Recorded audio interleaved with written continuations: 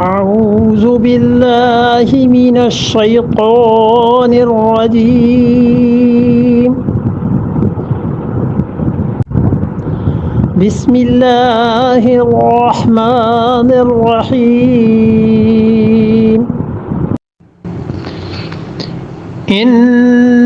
إن في اختلاف الليل والنهار وما خلق الله في السماوات والأرض لآيات لقوم يتقون.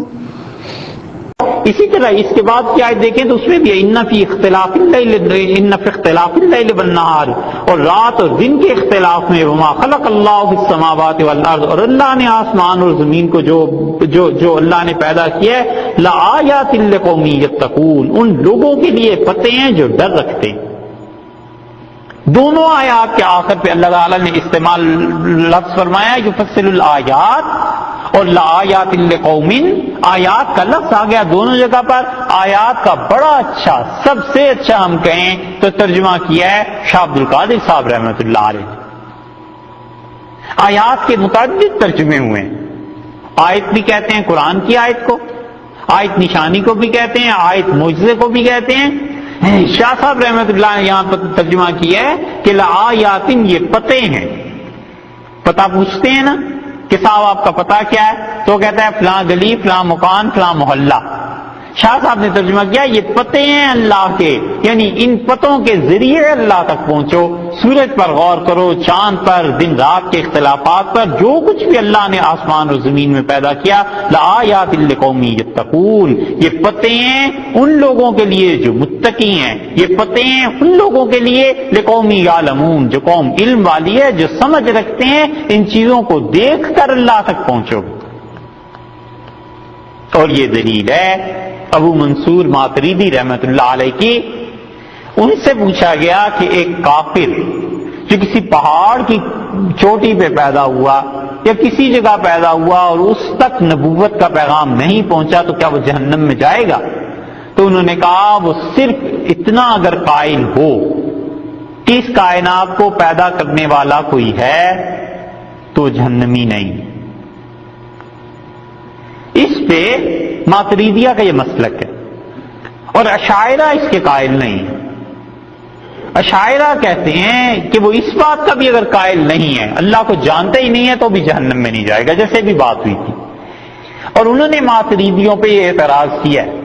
یہ حنفی جتنے ہیں نا دنیا میں، یہ سب ماتریدی علم کلام کے اعتبار سے. یہ اب لوگ لکھنا شروع ہیں کہ حنفی شریف، ورنہ حنفی ہمیشہ ہی ماتریدی ہوا کرتے تھے. اس کی تفصیل پچھلی مرتبہ گزر چکی. تو ماتریدی جو فقہا تھے، سمرقند، بلخ، بخارا، یہ سب کہتے تھے کہ اللہ کی معرفت بربنائے عقل ہے. اللہ تعالیٰ کی پہچان وہ کہتے تھے عقل کے ذریعے. ان آیات کو دلیل بناتے ہیں. وہ کہتے ہیں دیکھو اللہ نے فرمایا ہے کہ یہ ہمارے پتے ہیں ان لوگوں کے لیے جو جانتے ہیں. تو وہ کہتے تھے کسی کافر کی آنکھ کھلتی ہے تو آخر یہ تو سوچے کہ اس زمین، آسمان، یہ سورج، چاند، ستارے کس نے بنائے ہیں. اگر وہ اتنا قائل ہے کہ کوئی نہ کوئی ذات ہے تو بس کافی. اور اشاعرہ ابو الحسن اشعری رحمۃ اللہ علیہ وغیرہ وہ کہتے تھے ان چیزوں کے ذریعے انسان اللہ تک نہیں پہنچ سکتا، اس لیے وہ کہتے تھے ہم اس کو بھی نہیں مانتے. تو علم کلام میں یہ بڑا معرکۃ الآراء مسئلہ رہا. حضرت مجدد الفسانی رحمۃ اللہ علیہ جیسے آدمی نے جو پکے ٹھیٹ حنفی ہیں، انہوں نے بھی اس مقام پہ ماتریدیوں پہ اعتراض کیا. اور وہ کہتے ہیں یا لیت شعری، کاش مجھے پتا چلے ان ماتریدیوں کا کہ کیسے یہ کہتے ہیں کہ اس کافر بچے کے لیے خدا کی معرفت عقل کی بنیاد پر واجب ہے. وہ کہتے ہیں عقل کا میدان بڑا وسیع ہے اور اس میں ہزار طرح کی چیزیں پیش آتی ہیں، لوگ اچھے خاصے بے وقوف بن جاتے ہیں عقل ہونے کے باوجود. تو حضرت مجدد رحمۃ اللہ نے اس پہ اعتراض کیا. بات وہی ہے جو آپ سے پہلے عرض کر دی، لیکن چونکہ ماتریدی فقہا ان آیات کو دلیل میں لاتے ہیں اس لیے عرض کیا. ایک بات تو یہ کہ اللہ تعالیٰ نے یہاں پر اپنی معرفت کے لیے دوسری عقلی دلیل بیان کی اور کہا سورج 1، چاند 2 اور ان کا منزلوں کا مقرر ہونا 3، تاکہ تم حساب کتاب کر سکو. یہ سب کے سب پتے ہیں خدا کے اس قوم کے لیے لقوم یعلمون جو علم والی ہو. پھر فرما دیا اس کے بعد اسی دلیل کی مزید آگے وضاحت کرتے ہوئے کہ رات اور دن کے اختلاف میں، کیونکہ سورج اور چاند کا ذکر ہے نا اوپر، تو اس کے نتیجے میں ظاہر رات اور دن پیدا ہوتے ہیں۔ وما خلق اللہ السماوات والارض، جو کچھ اللہ نے پیدا کیا آسمانوں میں اور زمین میں، یہ سب پتے ہیں ان لوگوں کے لیے، لقوم یتقون، اس قوم کے لیے جو متقی۔ ایک کا لفظ آپ اردو میں کبھی سوچیں کہاں استعمال ہوتا ہے؟ ایک تو گنتی میں استعمال ہوتا ہے نا، اور ایک استعمال ہوتا ہے کبھی کبھی تنہائی کسی چیز کی بیان کرنی ہو، کسی کی عظمت بیان کرنی ہو۔ کہتے ہیں کہ تم بھی تو ایک شیطان ہو، بچے کو کہتے ہیں نا ایک مکار ہو، یعنی پلے درجے کے مہا مکار ہو۔ ہاں، یا حضرت نے ترجمہ کیا شاہ عبد القادر صاحب رحمۃ اللہ علیہ کہ ایک لوگوں کو جو ڈر رکھتے ہیں، یعنی جو متقی لوگ ہیں وہ اس اعلیٰ درجے کے لوگ ہیں کہ اللہ نے سارا پتہ اپنا بتا دیا ہے کہ یہ ہمارے پتے ہیں، ہمیں ملنا ہو تو ان پتوں پہ جانا، ہمارا پوچھنا سورج کو دیکھ کے، چاند کو دیکھ کے ان سے پوچھنا کس نے پیدا کیا ہے آسمانوں کو اور زمین کو، یہ سارے ہمارے پتے ہیں، سب ہماری نشانی ہیں، انہیں دیکھ کے ہمیں یاد کرو۔ اور فقہا کی نظر ان دونوں آیات کو ملا کر کہاں پہنچی ہے؟ بہت زبردست بات انہوں نے کہی ہے۔ وہ کہتے ہیں ان دونوں آیات کو ملاؤ تو اللہ نے اس میں حساب کتاب، آسمان، زمین، سورج، چاند، سب چیزوں کا تذکرہ کیا ہے، تو وہ کہتے ہیں اس کا مطلب یہ ہے کہ حساب، میتھمیٹکس، فزکس، ہیئر، اناٹومی، یہ ساری چیزیں، فزیالوجی، جتنی بھی چیزیں ہیں، وہ کہتے ہیں یہ سب کا سیکھنا ان علوم کا درست ہے لقوم یتقون، لوگوں کے لیے جو متقی ہیں۔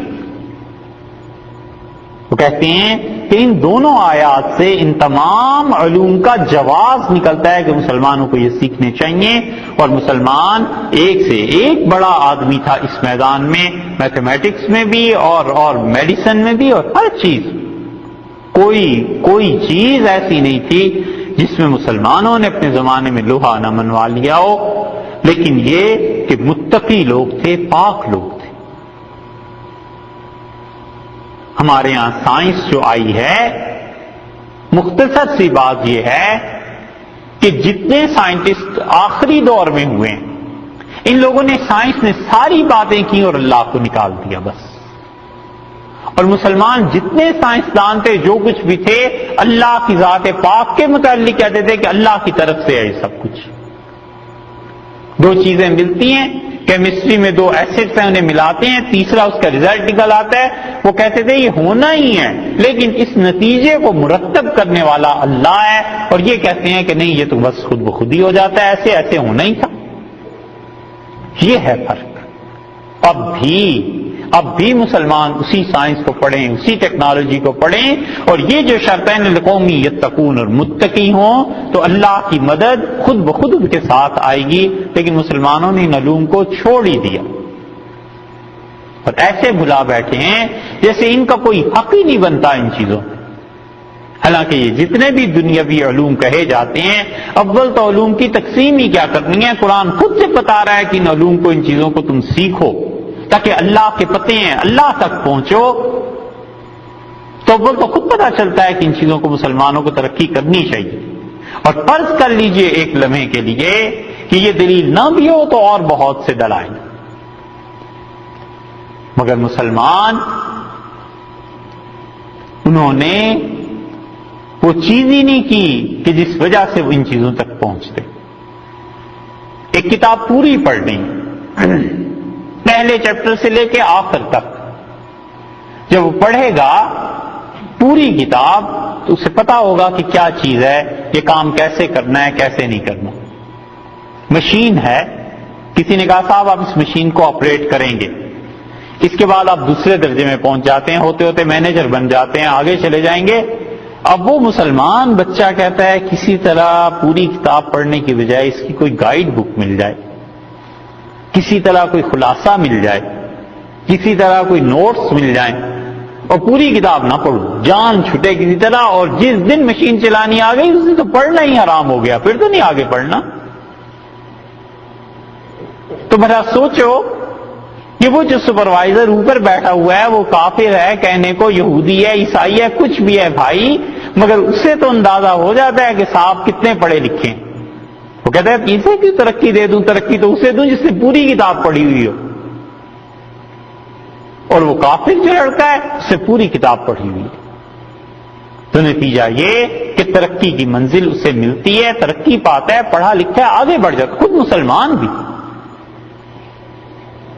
انسان میں اوصاف کا ہونا شرط ہے، محنت کا ہونا شرط ہے، قابلیت، ایبلٹی چاہیے۔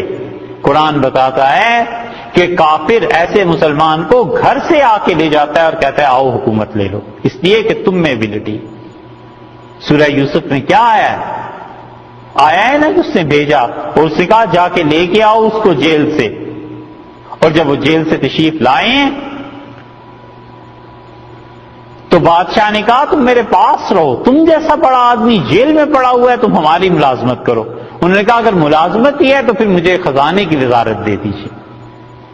تو یوسف علیہ السلام نے کہا نا، تو جب آدمی میں خود قابلیت ہوتی ہے اور محنت کی بھی ہوتی ہے، صحیح طرح پڑھا ہوا ہوتا ہے، تو یہ چیزیں ملتی ہیں، مگر وہ ایسا کہ وہ کہے کہ کہیں سے شارٹ کٹ راتوں رات ترقی ہو جائے اور کسی طرح کوئی پیسے لے لے، سفارش کر دے یا نمبر 2-4 اضافی دے دے، پھر ایسے تو کام نہیں بنتے۔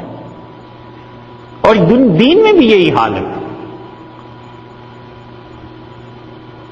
کہ فتویٰ دینا، علم، اس کے لیے جتنا مطالعہ، جتنی محنت کی ضرورت ہی نہیں کرتے۔ مسجدیں بنوا لو بڑی بڑی، اور نمازی چاہے ہو نہ ہو، اور آرائش زیبائش، مسجدوں پہ وہ بتیاں لٹکانا، یہ سب چیزیں کرا لو، اور جہاں بات ہے پڑھنے پڑھانے کی وہ نہ کرو۔ حتیٰ کہ خدا کی کتاب سب سے زیادہ مظلوم کتاب ہو گئی، مسلمان نہیں پڑھتے، اب نہیں پڑھتے، پہلے پڑھتے تھے۔ اور جب مسلمان صحیح معنی میں مسلمان تھے، جابر ابن حیان نے ایک مرتبہ ایک زہر بنایا اور اس نے اس زہر کو پھینکا اور ایک جانور کو ایسے کیا تو جانور ابھی بمشکل زبان لگا پایا تھا، تڑپ کے۔ تو اس نے اپنے شاگردوں کو بتایا کہ یہ ایسا زہر ہے کہ کوئی انسان اس کا ذائقہ نہیں بتا سکتا، یہ جو ہی لگے گا زبان کو مر جائے گا۔ اور پھر اس نے وہ سارا ضائع کر دیا۔ اس نے کہا یہ انسانوں کے لیے کوئی مفید کام تھوڑا ہی کر رہا ہوں، یہ کس فائدے کا کام ہے، چھوڑو اس کو نہیں بنانا ہے۔ اور نہ کسی کو راز بتایا، اس نے کہا فضول بات ہے۔ اس لیے کہ انسانیت کا درد تھا نا، احساس تھا کہ انسان کیا کرتے ہیں اور انسانوں کو کیسے کن کن چیزوں کی ضرورت ہے، کہاں پہنچ کے انسانیت کا نقصان ہو جائے گا، ہم اس میں نہیں جائیں گے۔ اللہ نے یہ ساری چیزیں فرمائی ہیں، اسی لیے مفسرین کہتے ہیں کہ ان دونوں آیات کو جوڑ لیا جائے تو جو ہم نے علوم کی تقسیم کر رکھی ہے، دینی اور دنیاوی، کوئی تقسیم نہیں رہتی۔ یہ سب علوم مسلمانوں کو پڑھنے چاہیے، کام کرنا چاہیے، لیکن مسلمانوں نے اس سے بھی ہاتھ کھینچ لیے۔ اس کا نتیجہ یہ نکلا ہے کہ اٹلی والوں کو آپ پڑھیں تو شاہ جہان بادشاہ جنہوں نے وہ تاج محل تعمیر کروایا تھا، اٹلی والے کہتے ہیں وہ تو نقشے ہمارے یہاں سے آئے تھے، مسلمانوں کو تو پتہ ہی کچھ نہیں تھا۔ حالانکہ شاہ جہان کے زمانے میں جن لوگوں نے تعمیر کی ہے اس محل کی اور جنہوں نے نقشے بنائے ہیں، اب تک ان کے نام محفوظ ہیں کہ کون سا معمار تھا، کہاں رہتا تھا، نقشہ کس نے بنایا تھا، کہاں سے یہ پتھر لایا گیا تھا، کتنے پیسے اس کو ملتے تھے، کتنے روپے تنخواہ ملتی تھی، سب محفوظ ہے۔ اس لیے اللہ تعالی نے ان ساری چیزوں کا بتایا۔ اور یہ وہ چیز تھی جو اس کے عبداللہ ابن عمر رضی اللہ عنہ کہا کرتے تھے، وہ کہتے تھے کہ نبی کریم صلی اللہ علیہ وسلم کے زمانے میں پرندہ اڑتا تھا نا، تو ہم اس سے بھی اللہ کے ہونے کی دلیل لے آتے تھے، ہمیں اس سے بھی علم حاصل ہوتا تھا۔ حضرت ابو الدرداء رضی اللہ عنہ نے دیکھا، وہ بیٹھے ہوئے تھے اور ایک آدمی کھیت میں ہل چلا رہا تھا اور اس نے ایک بیل کو مارا، تو حضرت ابو الدرداء رضی اللہ عنہ نے کہا اس سے بھی علم حاصل کرو، دیکھو جو بیل چلتا رہا ہے اسے مار نہیں پڑی اور جو رک گیا تھا اسے مار پڑی۔ اب 10 آدمی اسے دیکھتے ہیں لیکن کون اس نتیجے تک پہنچتا ہے؟ وہی جس کے لیے اللہ نے فرمایا لقومی یتقون لقومی یعلمون، وہ لوگ جو علم رکھتے ہیں، وہ لوگ جو تقوی رکھتے ہیں. ان سب چیزوں میں اللہ کے ہونے کے دلائل ہیں، اللہ کے ہونے کی باتیں ہیں. یہ دوسری دلیل ہے عقلاً جو اللہ نے اپنی توحید پر دی.